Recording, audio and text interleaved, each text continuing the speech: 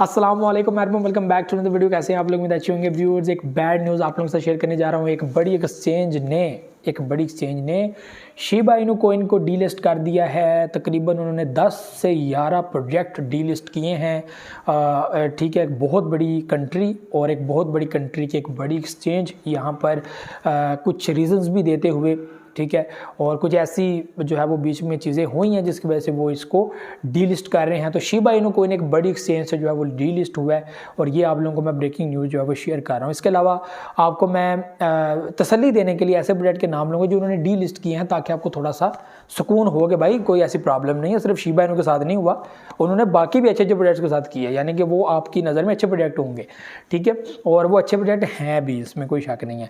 तो मैं आपको सबसे पहले बता दूं कि जो शिबा इनू कोइन है ये 100+ एक्सचेंजेस के अंदर अवेलेबल है। आई थिंक 105 106 समथिंग के ऊपर जो ये अवेलेबल है। उसमें से एक एक्सचेंज ने है वो अभी लेटेस्ट जो अनाउंसमेंट की है उसके अंदर उन्होंने जो है वो शिबा इनू कोइन को डीलिस्ट कर दिया है। और डीलिस्ट की रीज़न ये बताई है कि कुछ ऐसी जो है वो इररेलेवेंट या कोई ऐसी इलीगल एक्टिविटीज़ देखने को मिली हैं इस प्रोजेक्ट के अंदर और छेड़खानी की गई है और सिस्टम के अंदर कुछ गड़बड़ जो है वो देखने को मिली है, जिसकी वजह से मुनासिब ये समझा कि शिबा इनू को जो है वो डीलिस्ट कर दे। उसके अलावा जो अप्रोच है पब्लिक की वो उस एक्सचेंज के अंदर शिबा इनू को लेकर थोड़ी है, ठीक है, वो भी एक रीज़न है कि ऑडियंस उस तरह की जो है वो बीच में अप्रोच नहीं कर रही शिबा इनू को, जैसे कि बाइनेंस के ऊपर अप्रोच करती है, दूसरी बड़ी बड़ी एक्सचेंजेस के अंदर अप्रोच करती है, उस एक्सचेंज के अंदर जो है वो अप्रोच नहीं करती। तो ये भी एक रीज़न है, ठीक है। तो जैसी बात है, बड़ी एक्सचेंज जब एक खास कंट्री की एक्सचेंज हो ना तो उसमें फ़र्क पड़ता है। मैं आपको ये भी बता दूं कि ये कनाडा की एक्सचेंज है, ठीक है, अपहोल्ड इसका नाम है।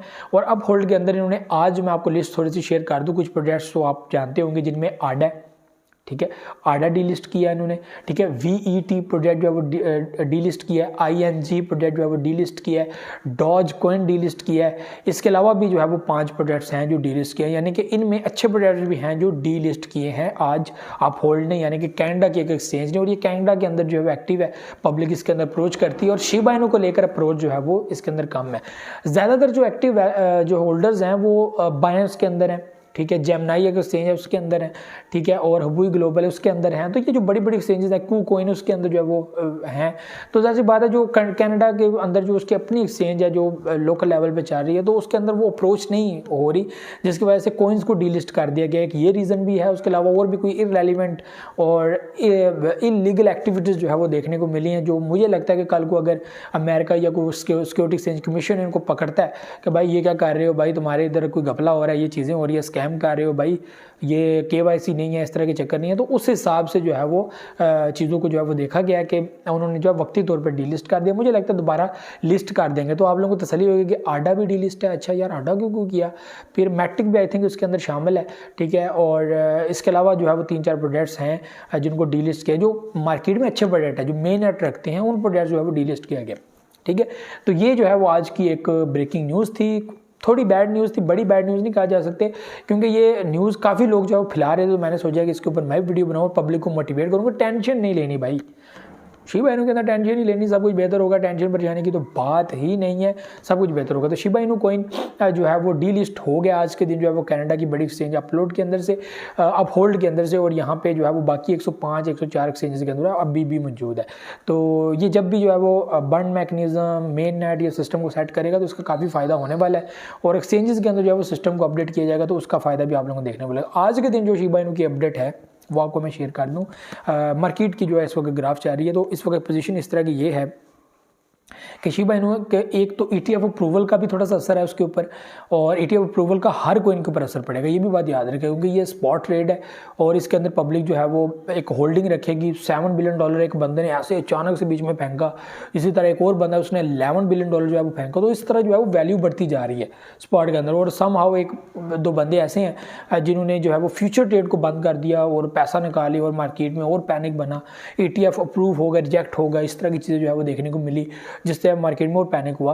तो शिबा इनू कोइन के रिलेटेड जो है वो आपको कल भी वीडियो के अंदर बताया, ChatGPT और गूगल बार्ड जो है वो उनके ऊपर जो है वो सर्वे किया गया कि ETF अप्रूवल का क्या एक जो है वो इम्पैक्ट कोइन के ऊपर पड़ सकता है। तो उन्होंने कहा था कि ईजीली इसकी जो है वो वैल्यू 15 से 20 तक जो है वो जा सकती है, यानी कि 40 के साथ जो है वो 1520 जो है वो ईजीली जो है वो अप्रोच कर सकती है। बाकी मार्केट का जो है वो सूरत हाल है, पब्लिक की स्ट्रैटेजी है, पब्लिक कैसे इसके अंदर अप्रोच करती है, क्या हिसाब है, लेकिन ओवरऑल अगर देखा जाए तो कम्युनिटी काफ़ी ज़्यादा शिबा इनू प्रोजेक्ट को जो है वो सपोर्ट करती है। इस वक्त आज के दिन अगर देखा जाए तो शिबा इनू की जो वैल्यू है वो 966 पे है, कल के दिन 970 प्लस थी, यानी कि 86 90 पोजीशन के अंदर चल रही थी, आज भी थोड़ी सी डाउन आई है।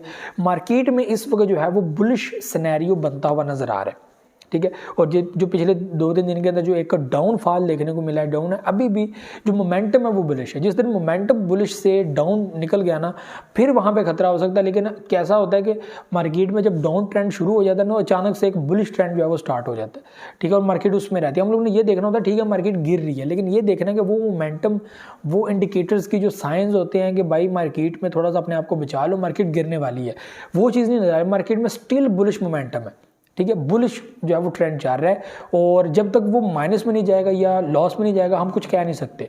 ये चीज़ें बहुत इंपॉर्टेंट है।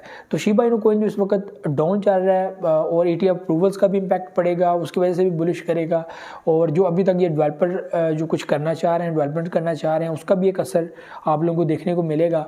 और जाहिर सी बात है कि बिटकॉइन यहाँ तो नहीं ठहरेगा। बिटकॉइन का जो इस वक्त कहा जा रहा है कि हालिंग पीरियड से पहले तक इसकी वैल्यू जो है वो 50,000 से 55,000 तक देखने को मिलेगी, या 60,000 में देखने को मिल सकती है।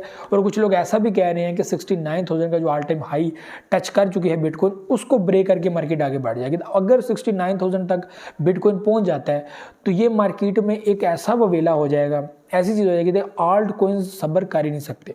आल्ट कोइंस उस पोजीशन तक पहुंच जाएंगे जो आपकी सोच है, जो आपकी इस वक्त एक है ना कि भाई ऐसा नहीं हो सकता, ऐसा नहीं हो सकता, क्योंकि अभी मार्केट बुलिश कर रही है, मार्केट ने आगे बढ़ना है।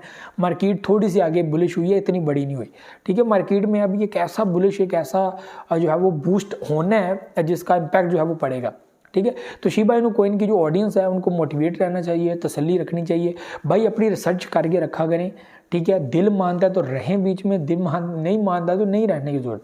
आपका पैसा है, I am not your financial advisor, ये आपको खुद सोचना है, खुद आपने जो है वो हिसाब किताब लगाना है कि क्या ये सही है या क्या गलत है, ठीक है। और मुझे इसके अंदर इन्वेस्टमेंट करनी चाहिए या नहीं करनी चाहिए, आप किसी को भी ब्लेम नहीं मार सकते। ये पास्ट एक्सपीरियंस, नॉलेज, ये सारी चीज़ें देख कर आपके सामने रखी जाती हैं, और जो चीज़ें 2021 में देखने को मिली तो वो चीज़ें भी मेरे माइंड में है, और मैं उस हिसाब से कह रहा हूँ कि भाई मुझे ऐसा लगता है कि हर बार बिटकॉइन ने कुछ नया किया है, और उसके साथ जितने भी आल्टकॉइन उन्होंने नया किया है, तो अभी भी 2024 के बाद भी सब कुछ डिफरेंट होने वाला है, और ऐसा होने वाला है जो कभी भी किसी ने देखा नहीं होगा, और ये लोगों को बदल के रख देगा, लोगों की ज़िंदगियां बदल के रख देगा। तो ये अपने माइंड में रखें। तो ये व्यूअर चीज़ें थी, मुझे दे इजाज़त, नेक्स्ट वीडियो में आ दूँगा। दुआ में याद रखिएगा, बहुत सारे गहरे रखिएगा। अगर आप लोगों ने चैनल को सब्सक्राइब नहीं किया तो चैनल को भी सब्सक्राइब कर लें, और आप लोग अगर पसंद करते हैं तो बहुत सारे लोग बगैर सब्सक्राइब के चैनल को देखते हैं, तो प्लीज़ जरूर देखिएगा। तो मुझे दे इजाज़त, दुआ में याद रखिएगा, बहुत सारे रखिएगा। अल्लाह हाफ़िज़।